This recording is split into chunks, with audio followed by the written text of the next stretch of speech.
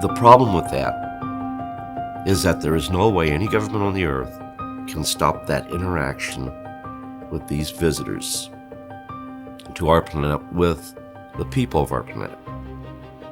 For example, the reason they used me as an interfacer was because of the events that happened in my childhood and in my teen years.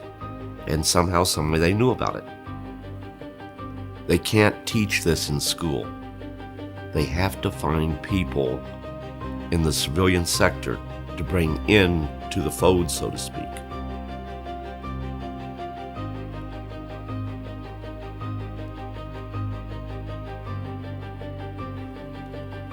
I know for a fact that our government, along with other governments, have some type of social intercourse with our visitors. But at the same time, I know that our visitors are partially responsible for why full disclosure is not taking place yet. And that's easily proven. Given that they are here, what power on earth could stop them from making themselves known if they wanted to? That being said, I feel that governments need to find a responsible way to start getting the information out that we are not alone in the universe, that there is other life out there, and that life is coming here visiting our planet. And it's for pure scientific purposes, to try to gain a better understanding of us and hopefully enlighten us to the point where at sometime in the future we don't wind up destroying ourselves.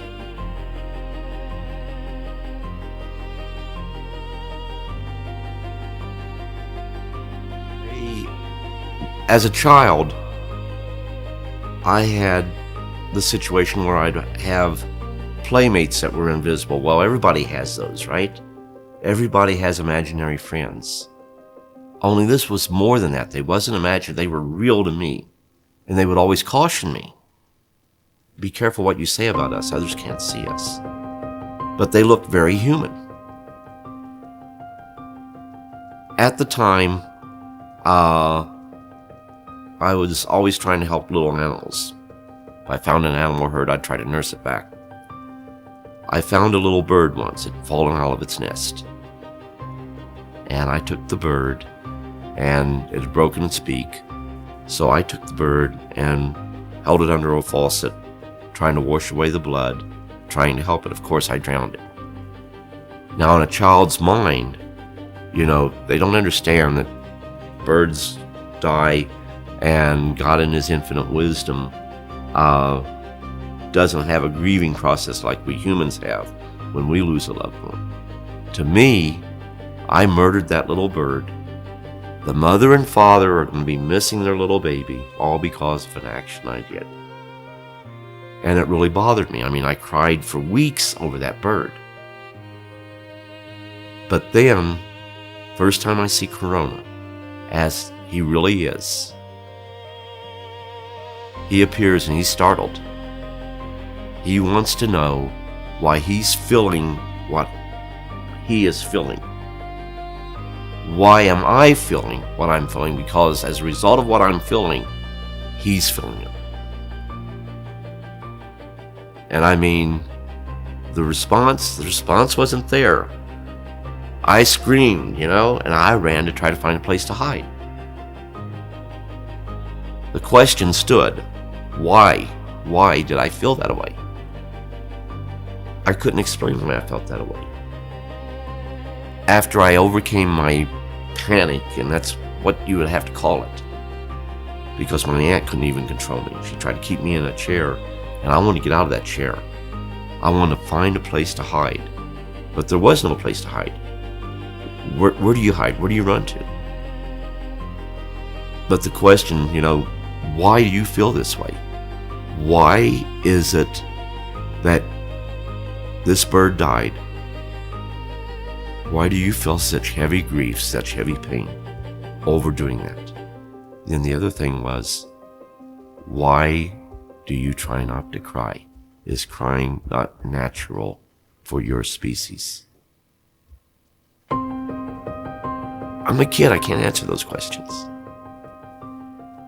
But, eventually,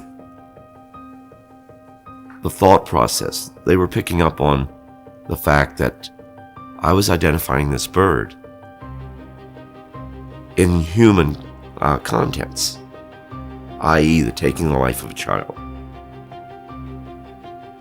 Knowing firsthand, now at the time I didn't. I could only imagine, but knowing firsthand now, I can even understand a little better. But to me, the bird had a mother and father. Mother and father's going to miss that bird, their baby. And these were the emotions that was inside of me. When my son passed away,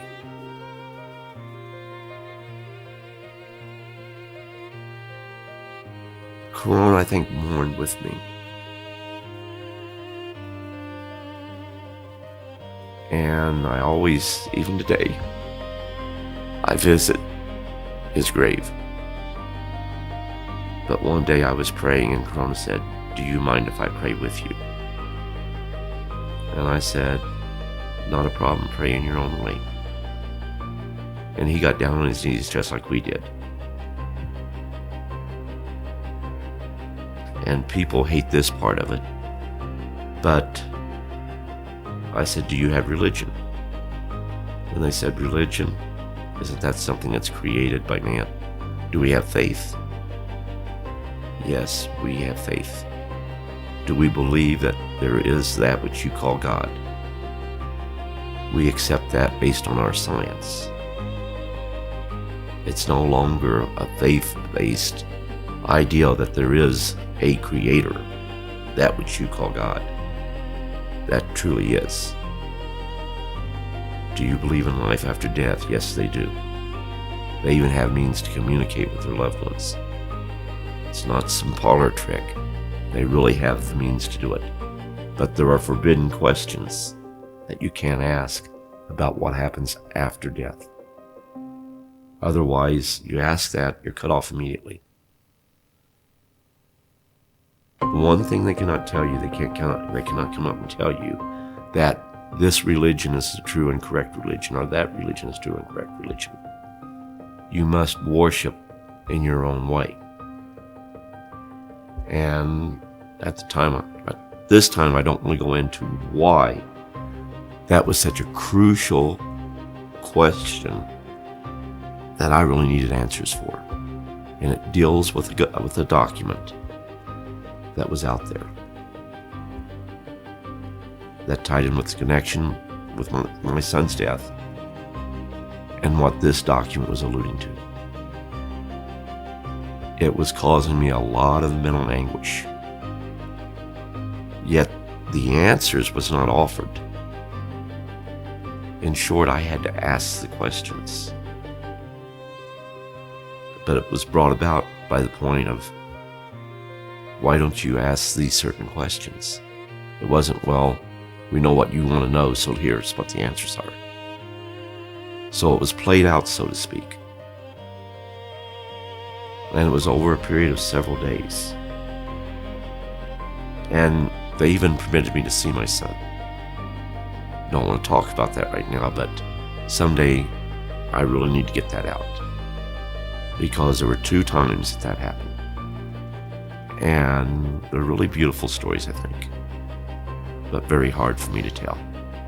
If you enjoyed this, make sure to watch the next video on AwakenZone. Don't forget to subscribe and hit the notification bell, but you won't want to miss what's coming next.